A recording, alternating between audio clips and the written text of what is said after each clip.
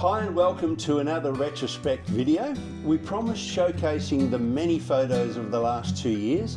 In this one, we look at repairs, new fabrication, redesigns outside the vessel. Hi Alex, I saw the marlin board staircase is evolving. Tell us all about that. A lot of work going on there. Yeah, thanks Ron. So originally this wasn't actually original. So this transom extension with the staircase and the sink was commissioned by probably the second last owner of the vessel. And it's a fairly common sort of conversion that they do over here in Perth. It didn't look right from the start, but to answer your question, there was a staircase on the port side and on the starboard side was a bit of a sink.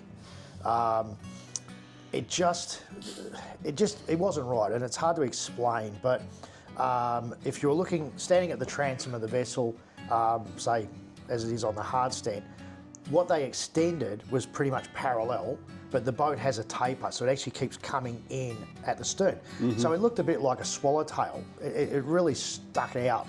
It was just wrong. So there was that aspect of it. The tow rail section, or the handrail, and you'll probably have that in some of these photos, it wasn't uniform. It sort of went from 3 inches to 1 inch to 4 inches. So that was an issue. And also the steps were actually all different sizes, and the actual root of the step wasn't in a line vertically. Right. They were all over the place. And then to make it worse, instead of ferring and painting it, they put white contact over. I couldn't believe it. Like, we started stripping this off, and it was like car wrap that you put on a car. Yeah. And they'd done the whole section with that instead of painting it. Like, why would you do that? Yeah. Anyway, that's what they did. All right. The number 2 here that you've shown me, so what that is, with the extension, in order to support it, they put this, it looked like, it wasn't galvan, it was aluminium pipe. It was like a bit of a crude sort of shelf support is probably what you'd say. It was horrid. So what we did, and this was purely just cosmetic, was we redid it. We actually cut about 4 inches of filler or bog out of the whole side where the extension was. That's how much they'd flared it out. So there should be some photos to show that at some point. And this section here, we got rid of the bar work or the pipe, and we made it look like the hull had been extended properly. Right. So that's what we did. So it was purely just an ergonomic thing. So when it's in the water, the boat's going to look right. Right. It won't affect the performance or anything like that. In that photo there, you can see also where we blanked off the exhausts for the main engines and the generators. Yep. As I mentioned in an earlier video, we're going to do underwater. So we saved, if you have a look at how far in that comes from the side of the hull, that's a lot of real estate. A lot of real estate. So we wanted it for cabin space. You can see the struts in there. We just put some supports in there just to hold it all glued. But everything was all hard. It was all Marantz. It was all glued and screwed and epoxy. All right. I'm just showing you that one. We noticed heaps of changes and trimming on the top edges and the sides of the top deck. Tell us all about that. What's the plan? Okay, so this was after we did our napkin renovation, and we decided to make the boat look less commercial. So we marked out how far we wanted to come in with the size of the flybridge. Bearing in mind the original flybridge extended right out as wide as the gunnel, right? And it was flush with the front of the brow. We basically cut all that away and redid it. So we extended enough, or we allowed enough that we could put down lights and things like that down the sides of the vessel. And we just got there, marked it all out. And as you can see, it's not a straight line. No. The whole shear of the boat is all curved. Yes. So you've got to measure everything to make sure you're cutting the same amount of port side off the starboard side, which we did. And it came out. So that there is just showing that there was a capping that we were starting to put on there. Yep. So we laminated that up from about 3 lengths of wood. And then that got glued and screwed on. Number 4. And you'll see, there it is in the photo there. So that was in the early stages there. And obviously you can see too, we've been putting a lot of scaffold up as well, so it's all safe for the boys. And we extended, we didn't there, but we will in a later photo show you that we actually extended the back of the flybridge out further. We will see that, yes. All right, so in the earlier videos you also talked about the bow rot, so you don't have to go over that, but briefly run through the changes of the deck beams and the reinforcing there. I also saw that the interior was painted first in a grey paint, and then it was a white, looked like a beautiful finished white paint. How many layers of paint do you put on the inside of the hull? And also, don't forget to mention the ID plates, which were retained. Okay, yeah. So the photos we're looking at there, you can see the timber that was cut away was all rotted. Yes. Okay, it was just absolute horrid. We mentioned that before. Yeah. The beams that we got in here, they're actually good. The only fault with it was they weren't glued and screwed in place. Right, yeah. They were just sitting there. Yeah. So we inspected everything. Like I said, the wood wasn't sagged. It was solid, surprisingly, because the plywood above it was absolutely horridly rotten. But no, so we salvaged all that, and we all glued and screwed it all back into place, leveled it all off, and then we relined the whole foredeck with brand new timber. That's some of the paint there. So as I said, we used international paint, 750 and 860. I think was the two primer and undercoat, one or the other anyway, if you look it up. But basically, so that was a paint specifically designed for bilges in super yachts, and it comes with a fire rating. So if you apply 2 coats of the primer, 2 coats of the top gloss coat, it's fire retardant. So with Lloyd's. So we thought, well, that was appropriate. Plus, it provided a high finish, and you'll see that in some of the photos. The gloss, the shine was unbelievable. As I mentioned, we had to roller and brush it. We couldn't spray it because of just how complicated the framework was. But it allowed you, it blends in well. You can touch it up as well. So if we've got to do modifications later, which we know we will, especially in the engine room, putting pads in for pumps and things like that, we can sand it, we can epoxy glue, we can then detail it all back in. You won't know we've touched it. So, all right, small paint work, I think. It's the grey paint work. It's undercoat, isn't it? It is. Yeah. I think that was only in the rope locker, the chain locker in the front of the boat. Okay. Now you also left in the ID. I don't think I've shown them there. Okay. It is. No, I didn't see it. But but I'm sure I've put it. Anyway, there is. Sorry, no, there is. There they are. Tell us about the IDs. There's one either side, and then there was one little plaque in the middle.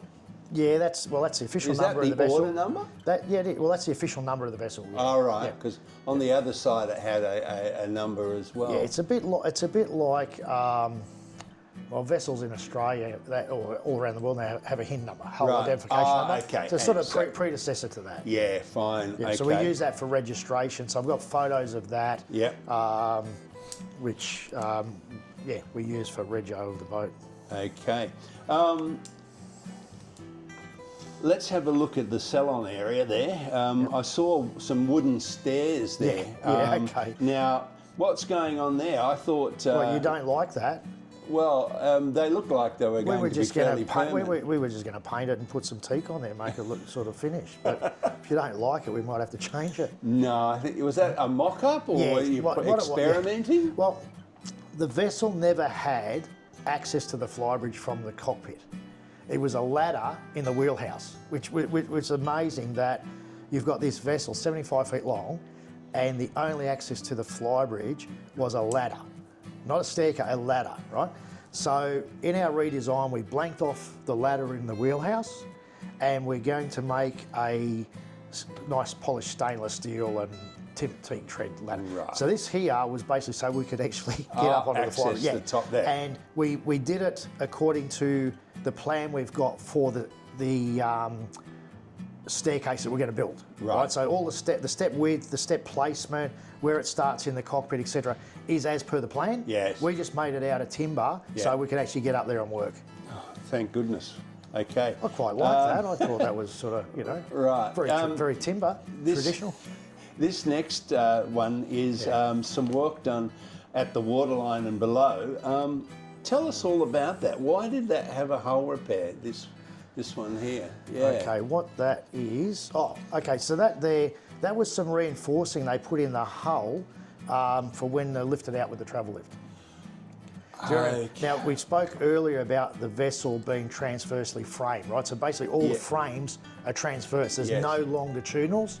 So I know in ship design, when I did naval architecture for that, the big difference between going from, say, Panamax or very small cargo ships to the big super tankers and things, they went to longitudinally framed with duck keels. So basically, they designed the vessel to be bigger and it flexes and it's got a lot of inherent strength. This was done old school way, so it was all transversely framed. So there wasn't a lot of strength, and it was designed to sit on a cradle like the old slipway. Slipway, yeah, exactly. So which we don't have too many of those in Australia that I'm aware of. So when you're starting to lift it, we've got to make sure we've got a lifter that's 7 metres wide, at least.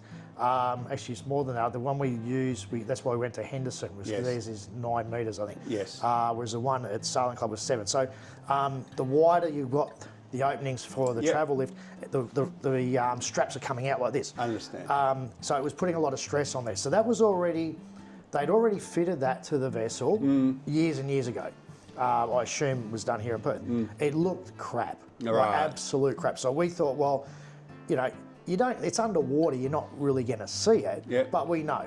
So we had to make it better. So what we did is we redesigned it and changed it and what have you. Got it. So it's still there and it'll still work. But if you looked at the boat now, you don't really notice it so much because it really was quite bad. It looked like someone had just stuck something. And you'll put a little plaque on the gunnel or the rail saying this is where the straps go. Yeah.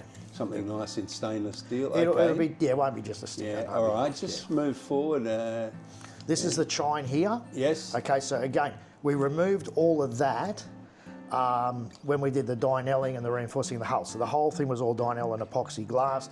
We then did this as a separate piece. Yep. They were all remade to one length, so they were all laminated together. That was all had woven cloth on it. Then that got epoxy glued to the hull, and then it got screwed and filled and fed and then integrated into the boat. Excellent. All right. We were very big on not having any area where we could get water ingress into the hull. So everything's absolutely sealed, even to the point now, anyone who cuts a hole in the boat has to be supervised and it has to be sealed and painted because I do not want rot anywhere in the boat. Yep, got it. All right, now something's forming here on the edges of the top deck, on the bridge deck. Is this going to be the finished product or mock-up? No, what this is, so Mark's made up the framework. So you'll see the section there, then it's got cutouts. That's where the longitudinal wood goes as well. Yep. So that will be basically the framework for the flybridge sides. Okay. Yes. And you'll see we're way more advanced than that now, but that's initially what it was. Yep. They look like little picket fence with little cutouts for run some beams in. So that was so we're working out the heights, that type of thing. Again, because you're doing custom work, you've got to think so far in advance as to what the end result is and plan for it. And saw a lot of this, panels of wood on the decks with lead weights that you obviously found in the vessel. Tell us all about the decks and what you've done here. Okay, now what you can see, so we were cutting out all the rot, replacing the timber that we had to, right? So this stuff has been, so when we do that, we scarf the joint. So the joint is on a scarf, so they lock in. You don't do a butt joint because there's no strength, so it's scarfed. Then that all gets glued in. The weight's obviously to hold it down while it's gluing. These ones here, these are our fairing marks. So basically that there, if you ran a straight edge on the top of all of those, that gives you your line that you can then fair up to, so you know that you've got it all level. Yep. Otherwise, if you don't have this, you're going to end up, it's going to look like an Australian bloody highway with potholes everywhere, right? So you put these in, that allows you to then to fill, and you can screed, right, off those, because that's your height that you've set. And you'll see that we do that right through the boat. So the salon, the galley that got done last week, which you'll see, same deal. You know, you got to have these in. We have done hulls this way as well when we've done repairs on, say, a large hull side. You'll leave an original section like that, so you can actually board to it. and then you can screed off that. Otherwise, you don't know where you're going. Okay, and just, I think there's one more there. So once again, that shows that We can edge. see the scarf, That's right? the edge, Yeah. yes. So that's obviously, that's your plywood. You can see the layers of wood, and that's the thick's scarf. that, roughly? That one there would have been probably 3/4. Yeah, right. Most of the stuff, it was either 3/4. Okay. Yeah. All right, well, let's having a look at a bit of fabrication outside the vessel, and next time we're going to be looking at the interior fabrication, so stay tuned for that. And just so you know where we're located, where we're rebuilding this Halvorsen 70-foot timber beauty, we are located at the Port of Fremantle with the city of Perth up the river. If you watch this Google Earth animation, it gives you an idea where we are. For those enthusiasts that follow the America's Cup, Fremantle was the first location for the defence of the America's Cup in 1987 that was held outside of New York. It's also the birthplace of the replica of Captain Cook's Endeavour and the Age of Discovery Dutch vessel, the Duifken.